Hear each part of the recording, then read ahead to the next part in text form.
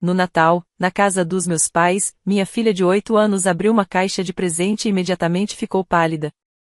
Ela segurou minha mão com força e sussurrou: "Mamãe, estou com medo." Quando olhei dentro da caixa, encontrei um bilhete que dizia: "É isso que crianças inúteis merecem no Natal." Minha mãe caiu na risada.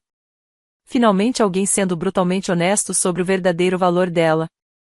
Meu pai completou: "Algumas crianças precisam aprender qual é o seu lugar na família." Minha irmã deu um sorriso sarcástico. Quem sabe agora ela pare de ser tão mimada e arrogante.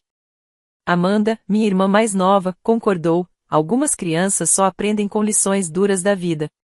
5 minutos depois, liguei para a polícia. "Meu nome é Gina, tenho 32 anos e sou mãe solteira da Zoe, uma menina incrível de 8 anos. Esta é a história de como a crueldade da minha família com a minha filha levou à vingança mais satisfatória que já experimentei." Para entender completamente o que aconteceu, preciso explicar a dinâmica tóxica da minha família. Meus pais, Calvin e Rhonda, têm pouco mais de 60 anos e são mestres em manipulação emocional. Passaram décadas escolhendo favoritos entre seus 3 filhos. Infelizmente, eu nunca fui a preferida. Esse título sempre foi da minha irmã mais velha, Brenda, de 35 anos, que se casou com um advogado rico e tem 2 filhos perfeitos. Minha irmã mais nova, Amanda, de 29, sempre foi a caçula intocável, mesmo com uma sucessão de relacionamentos fracassados e problemas financeiros que meus pais sempre ajudaram a encobrir.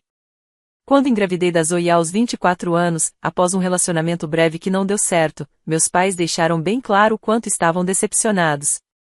Para eles, Zoe era um erro, e eu, um fracasso que manchou o nome da família. Mesmo assim, lutei para construir uma boa vida para nós. Voltei a estudar, me formei em enfermagem e conquistei um ótimo emprego em um hospital da cidade. Vivemos num apartamento simples, mas confortável, e somos felizes de verdade. O favoritismo só ficou mais escancarado depois que Zoe nasceu. Meus pais mimam Garrett e Colton, os filhos da Brenda, com presentes caros, dinheiro para a faculdade e elogios sem fim. Eles são incluídos em passeios, viagens e tratados como pequenos príncipes. Zoe, por outro lado, é constantemente deixada de lado. Seus presentes de aniversário são sempre mais baratos e impessoais. Ela é excluída das fotos de família. Quando tenta conversar ou brincar com os primos, mandam ela ficar quieta ou sair dali. Mesmo assim, Zoe é uma das crianças mais doces e resilientes que você poderia conhecer.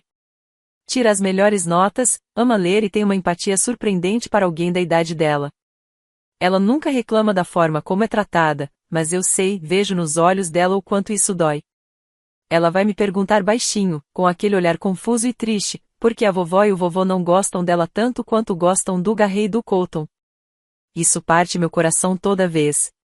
Já confrontei meus pais sobre o comportamento deles diversas vezes ao longo dos anos. Mas eles sempre negam qualquer tipo de favoritismo e ainda invertem a situação, dizendo que eu sou sensível demais ou que estou imaginando coisas. Brenda e Amanda, como sempre, ficam do lado deles, insistindo que estou exagerando e que a Zoe é tratada com justiça. É o típico gaslighting, e com o tempo aprendi a esperar exatamente esse tipo de reação. Mesmo assim, por mais que doesse, eu ainda levava a Zoe aos encontros de família. Tinha uma esperança boba de que as coisas pudessem mudar. Queria que ela tivesse avós, tias e primos, mesmo que imperfeitos. Acreditava que talvez, com o tempo, eles enxergassem a menina maravilhosa que ela é e passassem a tratá-la com o carinho que merece. O Natal de 2024 era para ser nossa última tentativa de manter esses laços. Chegamos à casa dos meus pais por volta das 10 horas da manhã. A casa estava lindamente decorada, como sempre, com uma árvore de Natal enorme na sala, cercada por dezenas de presentes embrulhados com perfeição. O rostinho da Zoe se iluminou ao ver a árvore cheia de presentes e, por um breve momento, me permiti ter esperança. Talvez este Natal fosse diferente. Brenda estava lá com o marido, Craig, e seus filhos, Garrett, 12, e Colton, 10. Amanda também tinha vindo, recém-saída de mais um relacionamento fracassado e, novamente, morando temporariamente com nossos pais. Enquanto os adultos tomavam mimosas e café, as crianças vibravam de ansiedade esperando pela hora de abrir os presentes. A manhã começou como sempre, com meus pais fazendo comentários passivo-agressivos. "Gina, você parece tão cansada." Está se cuidando? E sobre a Zoe, ela está muito agitada hoje, já pensou em colocá-la em umas aulas de comportamento? Engoli seco, mordi a língua e tentei manter o clima leve por ela. A troca de presentes começou, como sempre, com Garrett e Colton. Cada um recebeu vários presentes caros, novos iPads, roupas de marca, equipamentos esportivos de última geração e os videogames mais recentes. Cada presente era entregue com um show de elogios e aplausos dos adultos. Olha como o Garrett entende de tecnologia. O Colton vai ser um atleta e tanto. Enquanto tudo isso acontecia, Zoe assistia em silêncio, sentada num canto do sofá. Seus olhinhos acompanhavam cada pacote sendo aberto. Chegou a vez dela. Debaixo da árvore, havia apenas 2 caixinhas com seu nome. Ela se aproximou com um sorriso esperançoso, e meu coração afundou ao ver como seus presentes eram pequenos perto dos primos. Mas, mesmo assim, Zoe não demonstrou decepção. Zoe estava feliz apenas por estar incluída. Quando pegou a primeira caixa, abriu com cuidado e encontrou uma camiseta branca simples, daquelas que você encontra em lojas de desconto. Não tinha estampa, nem cor vibrante, apenas um pedaço de pano branco sem graça, provavelmente custando uns $3. Mesmo assim, ela ergueu com um sorriso tímido e disse, obrigada, vovó e vovô. A gratidão dela era sincera, embora eu visse a decepção em seus olhos. Então, ela pegou a segunda caixa. Era um pouco mais pesada e, por isso, parecia mais promissora. Zoe abriu o embrulho devagar, com uma expressão de esperança e animação. Ao abrir a caixa de papelão, o que ela viu a fez congelar. Jamais vou esquecer aquele momento. Toda a cor sumiu de seu rosto no mesmo instante. Ela ficou em choque, boquiaberta, olhando para dentro da caixa com um olhar de dor e incredulidade que eu nunca tinha visto em seu rostinho antes. Suas mãos começaram a tremer. Mamãe, ela sussurrou, apertando minha mão com tanta força que chegou a doer. Estou com medo. Imediatamente me inclinei para ver o que havia dentro da caixa. E o que encontrei fez meu sangue gelar. Lá dentro estava um rato morto, claramente pego em uma armadilha, ao lado de um pedaço de papel dobrado. Com as mãos trêmulas, peguei o bilhete. Reconheci na hora a caligrafia da minha mãe. Estava escrito: é isso que crianças inúteis merecem no Natal. Fiquei olhando para aquelas palavras, relendo várias vezes, tentando assimilar o fato de que minha própria mãe tinha escrito aquilo sobre minha filha de apenas 8 anos. O rato era o presente. O bilhete, a mensagem direta e cruel. Era a maneira mais explícita e repugnante de dizer o que minha família realmente pensava da Zoe. Levantei os olhos, esperando, desejando ver alguma expressão de horror, constrangimento ou até um pedido de desculpas. Um sinal de que tudo não passava de um erro de mau gosto ou uma brincadeira de péssimo gosto. Mas o que vi me gelou por dentro. Minha mãe estava rindo. Não uma risada nervosa, mas uma risada genuína, cheia de maldade e satisfação. Seus olhos brilhavam com um prazer doentio quando disse: finalmente alguém sendo brutalmente honesto sobre o verdadeiro valor dela. Foi como levar um soco no estômago. Minha mãe havia acabado de chamar minha filha de inútil. E estava rindo disso. E então ficou ainda pior. Meu pai, que eu sempre considerei um pouco mais sensato, assentiu com a cabeça, como se aquilo fosse perfeitamente normal. Algumas crianças precisam entender qual é o seu lugar na família, disse-ele com a mesma naturalidade de quem comenta sobre o tempo. Brenda, minha irmã mais velha e mãe de 2 filhos, deu um sorriso debochado. Talvez agora ela pare de ser tão mimada e arrogante, disse, olhando para Zoe com desprezo. Amanda, como se precisasse adicionar mais veneno, completou. Tem criança que só aprende com a realidade crua da vida. Olhei ao redor daquela sala. Durante toda a minha vida, chamei aquelas pessoas de família. Mas, naquele momento, percebi que estava cercada por completos estranhos. Monstros. Era isso que eles eram. Zoe ainda segurava minha mão, enquanto as lágrimas começavam a escorrer silenciosamente por seu rostinho, tentando entender o que estava acontecendo. Garrett e Colton também riam, seguindo o exemplo dos pais, que encaravam a dor da minha filha como se fosse um espetáculo divertido. Craig, o marido da Brenda, apenas ficou ali, sentado, visivelmente desconfortável, mas sem dizer uma palavra. Sua omissão doía quase tanto quanto as palavras cruéis ditas pelos outros. O que diabos há de errado com vocês? Consegui dizer, com a voz trêmula de raiva e incredulidade. Ah, pare de drama, Gina, respondeu minha mãe, com desprezo. Está mais do que na hora da Zoe aprender que nem todo mundo nasce especial. Algumas crianças simplesmente são decepções e quanto antes ela aceitar isso, melhor. Ela tem só 8 anos, gritei, já sem me importar em manter qualquer aparência de calma ou paz. Velho o suficiente para ouvir verdades, disse meu pai, frio. Fomos gentis demais com ela por tempo demais, e olha no que deu, uma menina mimada e carente. Olhei para ele completamente atonita. Zoe? Mimada? Carente? Zoe era uma das crianças mais doces, educadas e agradecidas que eu já conheci. Sempre dizia por favor e obrigada, dividia seus brinquedos sem ser forçada, ajudava nas tarefas de casa espontaneamente e nunca fazia birra ou exigências absurdas. A única coisa que ela sempre desejou e implorava em silêncio era ser amada por sua própria família. Isso é doentio, eu disse, me levantando e puxando Zoe para perto. Vocês deram um rato morto para uma criança de 8 anos e escreveram que ela não vale nada. E acham isso normal? É o que chamamos de amor firme, respondeu Amanda, dando de ombros. Talvez, se você tivesse sido mais dura com ela desde o começo, ela não estaria agora chorando por atenção. Olhei para Zoe. Ela chorava baixinho, encostada em mim, tentando se encolher, se apagar como se quisesse desaparecer para não incomodar mais ninguém. Minha filha, tão pura, tão cheia de luz, sendo tratada como um fardo simplesmente por existir. Foi ali que algo dentro de mim se rompeu. Irremediavelmente. Chega. Nós vamos embora, disse, pegando Zoe no colo. E nunca mais vamos voltar. Ótimo, disse minha mãe, rindo. Não esqueça de fechar a porta ao sair e leve seu pequeno erro com você. Minhas mãos tremiam de ódio enquanto eu prendia Zoe na cadeirinha do carro. Ela ainda chorava, os olhos inchados, me perguntando por que os avós não gostavam dela. O que eu fiz de errado, mamãe?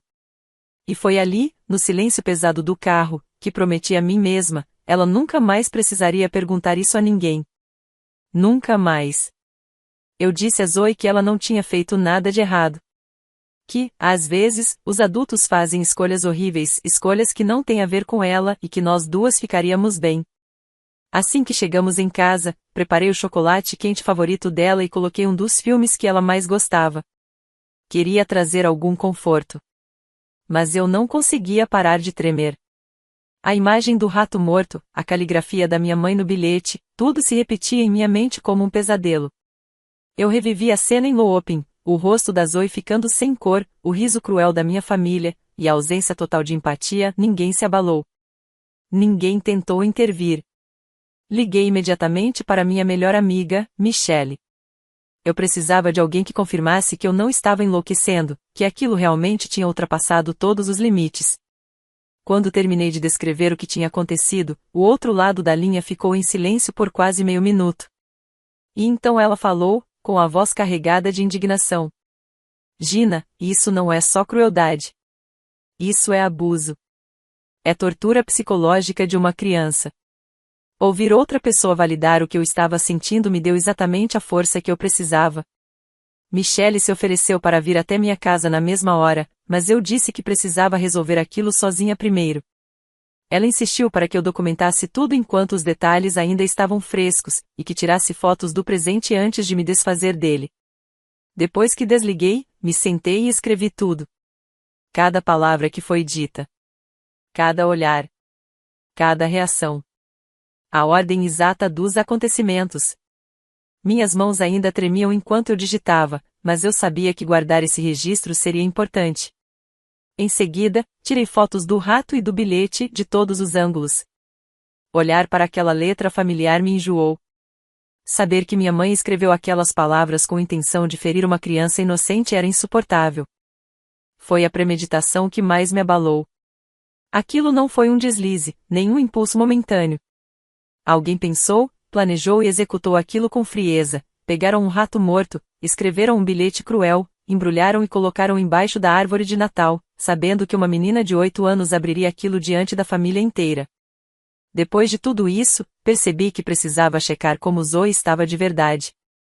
O choque inicial parecia ter passado, mas eu queria ter certeza de que ela não estava absorvendo aquela mensagem venenosa. Sentei ao lado dela no sofá, com calma, e perguntei suavemente como ela estava se sentindo. Zoe me olhou com seus grandes olhos castanhos, ainda marejados, e fez a pergunta que partiu meu coração. Mamãe, eu sou mesmo inútil? Igual estava no bilhete. Puxei ela para o meu colo e a abracei com toda a força que pude. Não, meu amor. Você vale tudo para mim. Você é gentil, inteligente, engraçada, linda por dentro e por fora. Às vezes, adultos dizem coisas horríveis quando estão com o coração doente, mas isso nunca faz essas coisas se tornarem verdade. Ela hesitou um pouco e então sussurrou. Mas por que a vovó escreveria isso de mim? Eu tentei ser tão boazinha. Eu disse por favor e obrigada, não pedi presente caro, e ainda ajudei o vovô com as palavras cruzadas. Ouvir aquilo me destruiu por dentro. Minha filha, com apenas 8 anos, tentando entender o que fez de errado para merecer crueldade. Tentando encontrar culpa onde não havia nenhuma. E foi aí que a raiva tomou conta de vez. Porque era exatamente isso que os abusadores emocionais querem, que a vítima pense que a culpa é dela. Mas eu não ia permitir que ela crescesse acreditando nisso. Nunca. É isso que abusadores querem, que suas vítimas internalizem o abuso e passem a acreditar que merecem aquilo. Você não fez nada de errado, Zoe. Nada, nem um pouquinho, eu disse, olhando em seus olhos. Algumas pessoas têm feridas dentro delas que as fazem querer machucar os outros, especialmente quem é pequeno ou não tem como se defender. Mas isso é problema delas, não seu. Conversamos por um bom tempo sobre sentimentos, sobre o que é uma família de verdade, e o que significa quando adultos fazem escolhas erradas. Zoe então me perguntou, com a voz baixa e cuidadosa, se teríamos que ver os avós na Páscoa. Respondi com honestidade. Não acho que vamos passar mais nenhuma festa com eles. Ela pareceu aliviada. Sempre fiquei com medo lá, ela confessou, quase num sussurro. Era como se, a qualquer momento, eu fosse fazer algo errado, e todo mundo fosse ficar bravo comigo. Eu não gosto de sentir medo, mamãe. Aquela confissão partiu meu coração e também solidificou minha decisão. Minha filha se sentia constantemente assustada no que deveriam ser encontros familiares felizes. E eu, tão focada em manter os laços com minha família de origem, não percebi o quanto isso estava afetando a saúde emocional dela. Naquela noite, depois que Zoe dormiu, me deitei na cama e comecei a pesquisar sobre abuso emocional infantil. Descobri que o que minha família havia feito com Zoe, causar sofrimento psicológico deliberado, fazê-la sentir-se inútil, excluí-la das atividades familiares, tratá-la com desprezo e demonstrar favoritismo de forma clara, tudo isso se enquadrava legalmente como abuso emocional no nosso estado. Aprendi também que o abuso emocional pode ser tão devastador quanto o físico, especialmente quando é constante e vem de pessoas que a criança ama e confia. Crianças que passam por esse tipo de tratamento têm maior risco de desenvolver baixa autoestima, ansiedade, depressão e dificuldade para criar vínculos saudáveis ao longo da vida. Ler tudo isso me fez perceber que eu deveria ter agido muito antes. Eu fui tão condicionada a aceitar o comportamento tóxico da minha família como o jeito deles em que não protegi completamente minha filha da crueldade deles. Passei horas naquela noite vasculhando fotos antigas e mensagens de texto. Comecei a montar o quebra-cabeça que eu mesma tinha ignorado ou minimizado por anos. A festa de aniversário em que Zoe foi a única neta deixada de fora da foto de família. O Natal em que seus presentes eram claramente uma obrigação simbólica, enquanto seus primos recebiam brinquedos caros escolhidos com carinho. As férias em família para as quais ela nunca foi convidada, com a desculpa de que não havia espaço suficiente, mesmo quando alugaram uma casa com 6 quartos. Encontrei mensagens entre minhas irmãs zombando do jeito como Zoe pedia atenção, e descrevendo comportamentos manipuladores que simplesmente não condiziam com a menina doce, prestativa e educada que eu conheço. Percebi, com um nó no estômago, que estavam construindo há anos uma narrativa falsa sobre minha filha. Uma história distorcida que justificasse a maneira como a tratavam, para que ninguém questionasse a crueldade. Mas o mais chocante veio quando encontrei mensagens trocadas entre minha mãe e minhas irmãs, dias antes do Natal. Elas haviam falado em código, mas relendo agora, tudo fazia sentido. Estavam planejando uma lição, algo para colocar Zoe no lugar dela e ensinar como é a vida real. O rato morto não foi um momento impulsivo de crueldade. Foi premeditado. Foi um ataque calculado contra a autoestima de uma criança. E quanto mais eu descobria, mais furiosa eu ficava.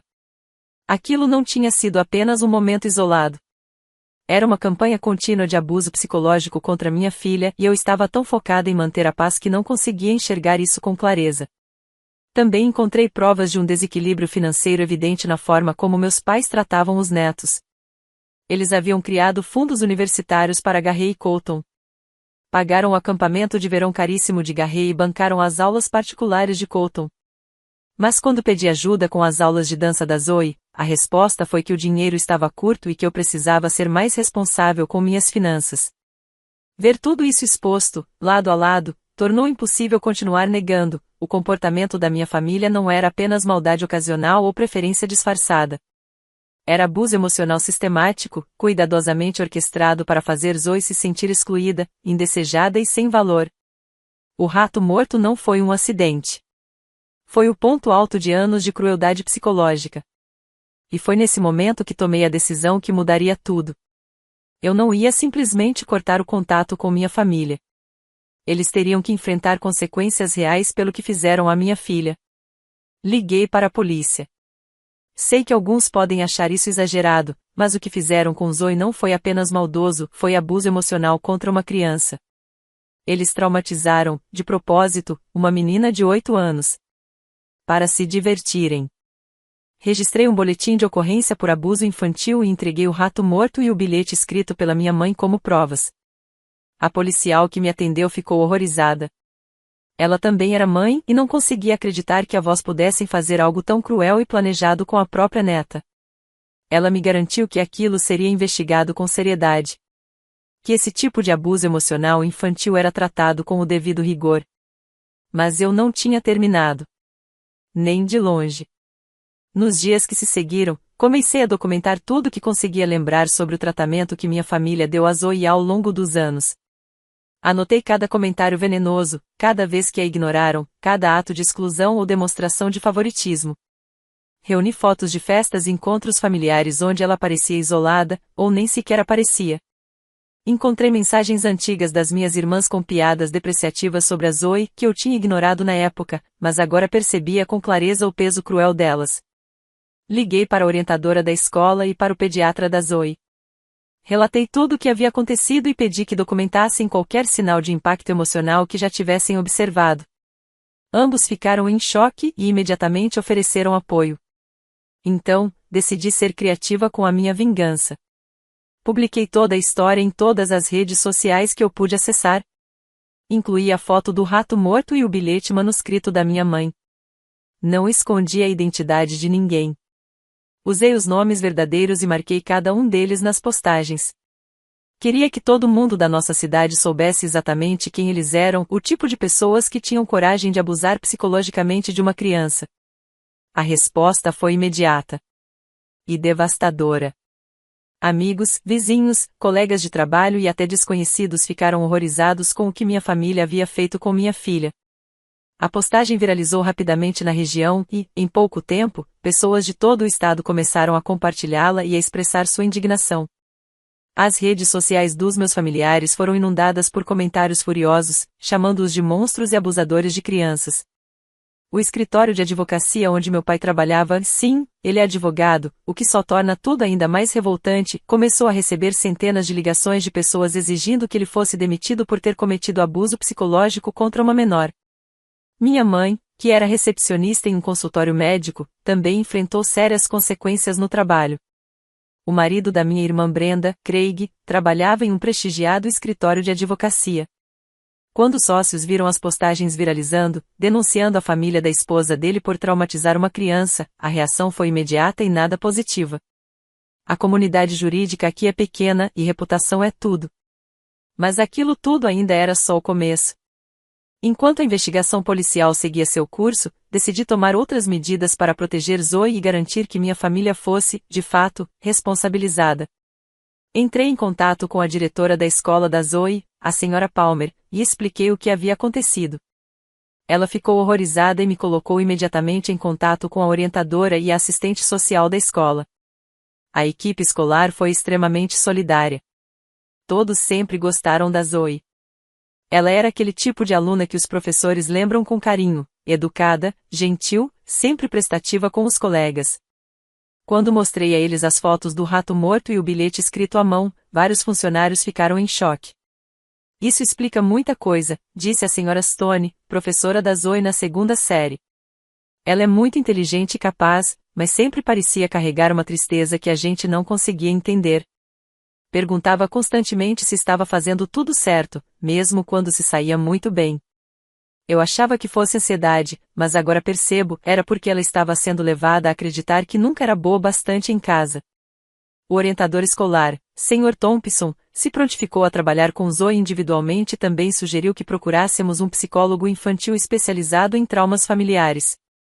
Ele explicou que crianças que passam por esse tipo de abuso emocional geralmente precisam de acompanhamento profissional para reconstruir a autoestima e aprender o que é um relacionamento saudável. Também decidi procurar alguns parentes que eu achava que poderiam estar do nosso lado. A irmã do meu pai, tia Maxine, sempre pareceu desconfortável com a forma como Zoe era tratada, embora nunca tivesse dito nada diretamente. Apesar da lealdade familiar que ela sentia, sabia que falar a verdade exigiria coragem e um distanciamento difícil. Quando liguei para ela e contei o que havia acontecido no Natal, ela começou a chorar. Gina, eu queria ter falado algo há anos, confessou, com a voz embargada. Sempre me incomodou a forma como seus pais tratam a Zoe em comparação com o Garrett e o Colton, mas eu não sabia como intervir sem causar ainda mais tensão na família. O que fizeram com aquele rato é absolutamente imperdoável. Tia Maxine revelou que, ao longo dos anos, presenciou vários episódios que considerou profundamente perturbadores. Contou sobre um churrasco de família em que Zoe caiu e ralou feio o joelho, mas minha mãe mandou ela parar de drama e se recusou a dar um curativo.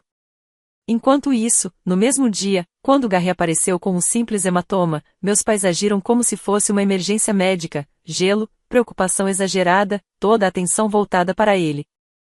Ela também me contou sobre uma conversa que ouviu entre meus pais e Brenda. Discutiam como Zoe era uma espécie de castigo pelas minhas más escolhas e diziam que não pretendiam recompensar um comportamento errado tratando-a da mesma forma que tratavam os outros netos. Eu deveria ter registrado tudo na época, lamentou tia Maxine. Deveria ter defendido mais a Zoe. Sinto muito, Gina. Aquela menininha merece muito mais. Tia Maxine se comprometeu a prestar depoimento à polícia sobre o que presenciou ao longo dos anos. Também se ofereceu para testemunhar em tribunal, se necessário, mesmo sabendo que isso provavelmente arruinaria seu relacionamento com meus pais. Após minhas postagens nas redes sociais, vários vizinhos também se manifestaram. A senhora Johnson, que morava ao lado da casa dos meus pais, contou que frequentemente via Zoe sendo deixada de lado durante reuniões familiares no quintal, enquanto Garrett e Colton eram celebrados e incluídos em tudo. Sempre me perguntei por que aquela garotinha tão doce parecia tão retraída quando estava na casa dos seus pais, disse a senhora Johnson.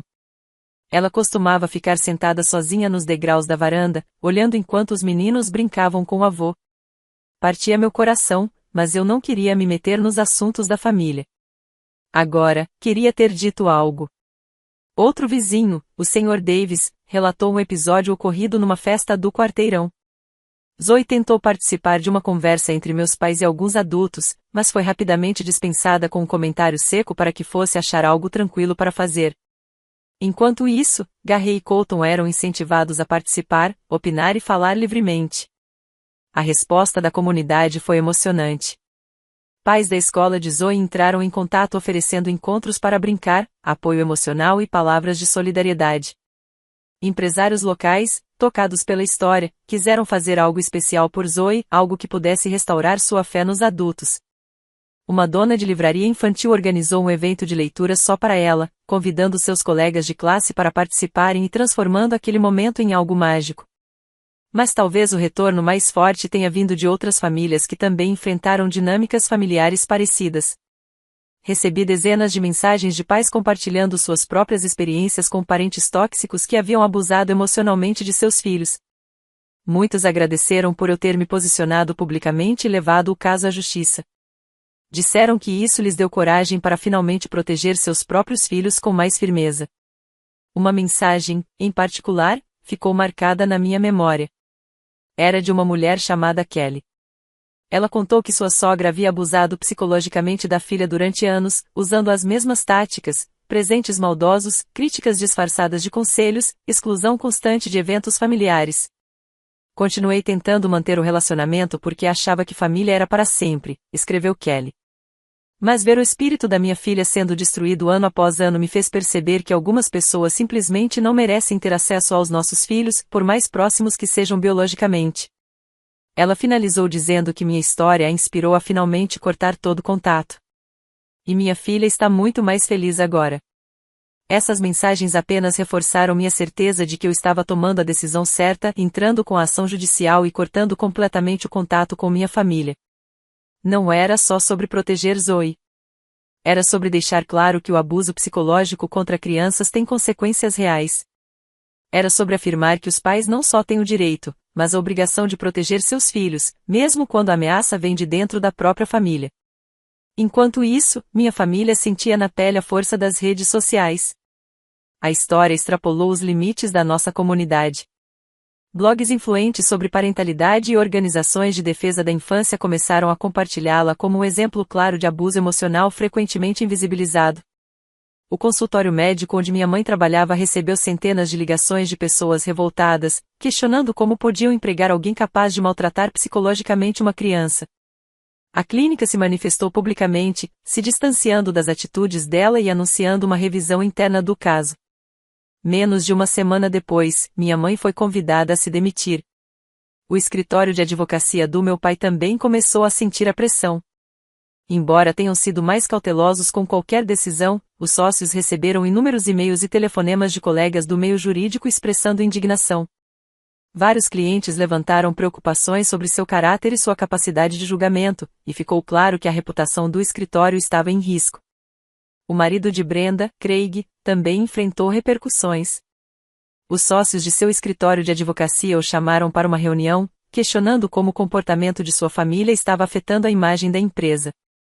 Apesar de não poderem demiti-lo pelas atitudes da esposa, deixaram bem claro que suas chances de se tornar sócio haviam sido severamente comprometidas. Mas talvez a consequência mais gratificante tenha sido ver o desespero da minha família tentando controlar a narrativa. Um por um, começaram a publicar declarações defensivas nas redes sociais, tentando minimizar o que fizeram e se pintar como vítimas de uma vingança pessoal da minha parte. A postagem da minha mãe foi especialmente lamentável. Ela alegou que o rato morto havia sido uma lição de vida sobre valorizar as coisas simples, e que o bilhete havia sido mal interpretado. Afirmou amar todos os netos da mesma forma e disse que tudo havia sido exagerado por causa da histeria das redes sociais. A reação foi imediata e impiedosa. Centenas de comentários chamaram-na de mentirosa e abusadora. Muitas pessoas compartilharam suas próprias histórias com avós tóxicos e explicaram por que suas justificativas eram inadmissíveis. Brenda também fez sua tentativa. Publicou um texto longo acusando-me de destruir a família e retratando Zoe como a verdadeira criança problema, que só precisava de amor firme para aprender a se comportar. Tentou me pintar como uma mãe superprotetora criando uma filha mimada e insolente. O tiro saiu pela culatra. Pais da escola de Zoe rapidamente responderam, contradizendo tudo o que ela disse. Falaram sobre como Zoe era uma criança doce, gentil, bem comportada e respeitosa com os colegas. Alguns professores da escola chegaram a comentar diretamente, defendendo o caráter de Zoe e expressando repúdio pelas palavras de Brenda. A abordagem de Amanda foi tentar se esquivar da responsabilidade. Ela alegou que apenas estava seguindo o exemplo dos outros e que jamais teve a intenção de dizer as coisas cruéis que disse. Publicou um pedido de desculpas claramente falso, com cara de ter sido escrito por um advogado, cheio de termos vagos como se alguém se sentiu ofendido pelas minhas palavras, sem assumir de fato o que fez. Meu pai, provavelmente seguindo a orientação de seu advogado, optou por não publicar nada. Mas, segundo a tia Maxine, ele estava furioso com as consequências legais e profissionais que estava enfrentando e, claro, me culpava por ter exagerado em uma situação que ele ainda insistia em chamar de simples desentendimento familiar. A investigação policial levou algumas semanas para reunir provas e depoimentos suficientes. Casos de abuso psicológico podem ser difíceis de processar, mas a evidência do rato morto com o bilhete, combinada com o testemunho de Zoe e os relatos de outras testemunhas, tornou tudo mais claro. Durante a entrevista com Zoe, feita na presença de uma psicóloga infantil, ela acabou se desabando. Contou sobre anos de abuso emocional e negligência por parte da minha família. Falou do medo constante que sentia em reuniões familiares, das frases cruéis que ouvia, de como era tratada como um fardo, enquanto os primos recebiam carinho e atenção que a ela eram negados. A psicóloga confirmou que Zoe apresentava sinais evidentes de trauma emocional, totalmente compatíveis com o histórico de abuso psicológico prolongado. Ela recomendou início imediato de terapia e que Zoe não tivesse mais nenhum contato com minha família por tempo indeterminado. O caso também foi encaminhado aos serviços de proteção à criança, que iniciaram sua própria investigação. Como eu havia sido a mãe que denunciou o abuso e imediatamente protegeu a filha, o foco deles foi garantir que Zoe estivesse segura e que não houvesse mais riscos à sua integridade emocional, além de documentar tudo para o processo criminal. Logo depois vieram as acusações formais. Meus pais foram indiciados por abuso infantil, especificamente, abuso psicológico contra menor. No nosso estado, causar sofrimento emocional deliberadamente a uma criança é considerado crime grave. E o presente do rato morto, acompanhado de um bilhete cruel, foi entendido como prova clara de intenção de causar dano. Brenda e Amanda também foram investigadas, embora com acusações menores, por não serem as autoras principais. Ainda assim, seus comentários ofensivos e o apoio público ao comportamento abusivo foram incluídos no processo como evidência do ambiente tóxico. O processo judicial avançou mais rápido do que eu esperava. Minha família contratou advogados caros e tentou convencer o tribunal de que tudo não passou de um mal-entendido ou de uma brincadeira que saiu do controle. Mas as provas eram irrefutáveis, e o depoimento de Zoe foi profundamente comovente e convincente. Com o andamento do julgamento, vieram à tona ainda mais detalhes sobre o tratamento cruel que Zoe sofria. Vizinhos relataram ter testemunhado os meus pais tratando Zoe de forma desigual em relação aos primos, especialmente em eventos comunitários. Professores da escola de Zoe apresentaram registros de ocasiões em que ela voltava claramente abalada após encontros familiares, ou fazia comentários do tipo: "Acho que não sou boa o suficiente." Até mesmo alguns parentes, que durante anos haviam permanecido em silêncio, resolveram testemunhar. Falaram sobre o favoritismo descarado, os insultos velados e o desprezo que presenciaram. Descobri, com tristeza, que muitas pessoas notaram algo errado, mas simplesmente não sabiam como agir. No fim, meus pais decidiram se declarar culpados para evitar um julgamento completo que, sem dúvida, atrairia ainda mais atenção negativa para eles. Foram condenados a prestar serviço comunitário, passar por terapia obrigatória e custear todo o tratamento psicológico de Zoe. Além disso, receberam ordens restritivas que os impedem de manter qualquer tipo de contato com Zoe, a menos que autorizado e supervisionado pelo tribunal. Brenda e Amanda receberam sentenças mais leves, mas enfrentaram consequências sociais e profissionais bastante significativas. O escritório de advocacia onde Brenda trabalhava decidiu que manter alguém envolvido em um escândalo de abuso infantil era prejudicial à imagem da empresa. Assim, Craig foi discretamente pressionado a procurar outro emprego. Amanda, por sua vez, foi demitida da creche onde trabalhava assim que os proprietários souberam do seu envolvimento no abuso psicológico de uma criança. Mas, sinceramente, as repercussões sociais foram até mais satisfatórias do que as jurídicas. Minha família, que antes era considerada respeitada na comunidade, se tornou motivo de vergonha quase da noite para o dia. As pessoas atravessavam a rua para não cruzar com elas. Não recebiam mais convites para eventos sociais ou reuniões comunitárias. Minha mãe acabou deixando o emprego, pois pacientes começaram a pedir para serem atendidos por outros profissionais, depois que souberam do que ela havia feito com Zoe. E a história não ficou restrita apenas ao nosso bairro. Ela se espalhou por grupos regionais de pais e organizações de proteção à infância, que compartilharam o caso como exemplo de abuso emocional muitas vezes invisível. Embora não tenha ganhado manchetes nacionais, causou impacto profundo entre comunidades preocupadas com o bem-estar infantil e as dinâmicas familiares tóxicas. Os filhos de Brenda, Garrett e Colton, também sofreram as consequências. Na escola, passaram a ser evitados. Muitos pais não queriam que seus filhos se relacionassem com crianças de uma família conhecida por traumatizar uma menina de 8 anos. Eles foram excluídos de festas e encontros, e os pais passaram a lidar com o julgamento constante de outras famílias. Enquanto isso, Zoe e eu fomos recebidas com um calor e apoio que eu jamais imaginei. Pessoas da comunidade nos procuraram oferecendo ajuda, oportunidades de emprego para mim, e até marcaram encontros para Zoe brincar com outras crianças. A escola dela organizou uma pequena celebração, e ela recebeu centenas de cartões e presentes de estranhos comovidos com sua história, todos querendo que ela soubesse que era amada e valorizada. Uma organização local de defesa da infância nos procurou pedindo permissão para compartilhar nossa história, com nomes fictícios, em materiais educativos sobre como identificar e prevenir o abuso emocional. Zoe ficou muito orgulhosa de saber que poderia ajudar outras crianças que estivessem passando por algo parecido. A terapia tem sido extremamente benéfica para ela. Zoe está aprendendo que nunca houve nada de errado com ela, mas sim com os adultos que fizeram escolhas cruéis. Aos poucos, ela está reconstruindo sua autoestima, reconhecendo seu valor e entendendo que merece ser tratada com respeito e carinho.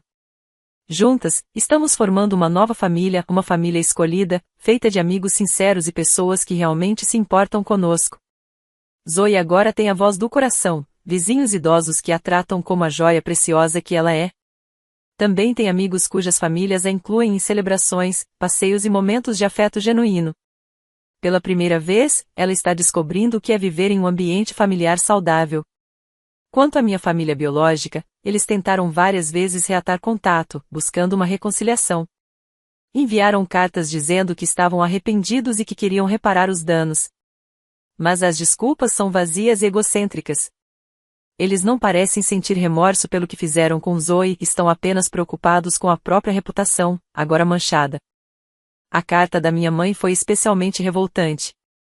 Ela alegou que o rato morto era uma lição sobre gratidão e insistiu que nunca teve a intenção de machucar Zoe. Disse que tudo foi um grande exagero da minha parte, e que acionar a justiça foi um ato de vingança.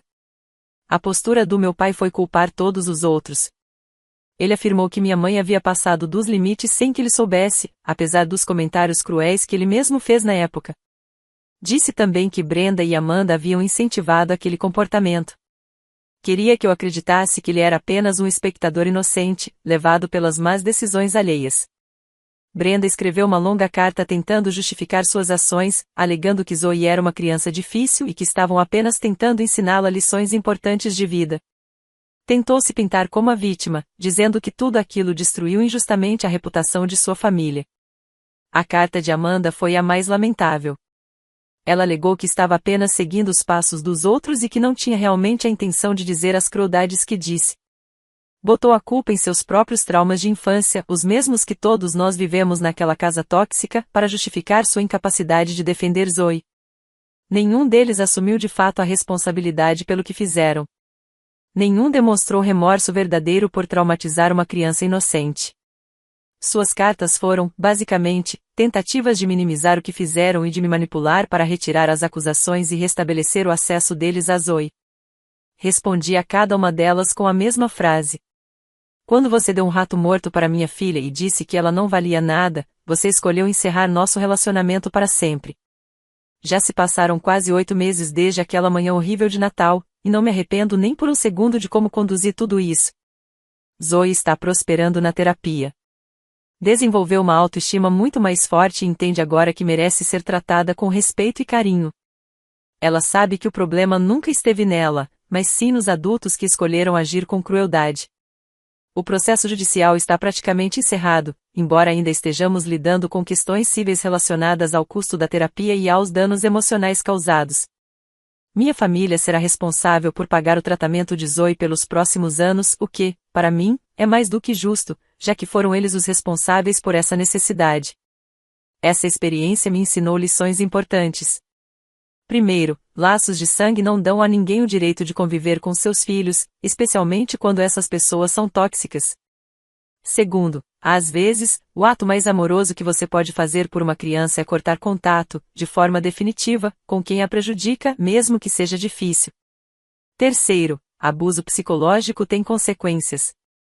Quem machuca uma criança precisa responder por isso, sim. Zoe agora tem 9 anos.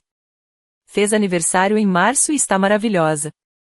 É uma menina confiante, feliz e cercada por pessoas que realmente a amam e valorizam. De vez em quando ela ainda pergunta sobre os avós e as tias, mas já entende que eles fizeram escolhas que causaram dor, e que nos afastamos para protegê-la de mais sofrimento. Criamos novas tradições de Natal, focadas em gratidão, bondade e na celebração das pessoas que realmente se importam conosco. Zoe me ajuda a escolher presentes para famílias carentes, e juntas fazemos trabalho voluntário em instituições locais durante as festas de fim de ano. Ela aprendeu que, muitas vezes, a melhor forma de se curar da dor é ajudando quem também está passando por dificuldades. Para qualquer pessoa lendo isso que esteja em uma situação parecida, meu conselho é: confie nos seus instintos. Proteja seus filhos. Se membros da família são constantemente cruéis ou negligentes, você não deve manter essas pessoas por perto, não importa o grau de parentesco. Sua prioridade deve ser, sempre, o bem-estar e a segurança dos seus filhos. Nunca deixe que ninguém o convença do contrário. Se alguém disser que você está exagerando ou que crianças precisam aprender a ser duras diante da crueldade de adultos, saiba que isso é mentira. Crianças merecem ser tratadas com respeito, carinho e empatia, especialmente por aqueles que deveriam amá-las incondicionalmente. E, se por acaso você for uma criança lendo isso e estiver sendo maltratada por familiares, escute com atenção, não é sua culpa. Você não é o problema. Você merece amor, cuidado e um ambiente seguro. Existem adultos que vão enxergar você pelo que realmente é, uma pessoa valiosa, digna de proteção e afeto. Zoe e eu somos prova viva de que é possível reconstruir uma vida bonita depois de cortar laços com familiares tóxicos. Hoje, somos mais felizes, saudáveis e tranquilos do que jamais fomos. Às vezes, a maior forma de vingança é simplesmente seguir em frente e viver bem. Mostrar às pessoas que tentaram te destruir que elas não têm mais poder sobre a sua felicidade. O rato morto foi, sem dúvida, o pior presente de Natal que minha filha já recebeu. Mas também foi o ponto de virada que me levou a dar a ela o melhor presente que uma mãe pode oferecer: liberdade. Liberdade das pessoas que tentaram convencê-la de que ela não tinha valor. E esse é o tipo de presente que continua dando frutos, todos os dias, para nós duas.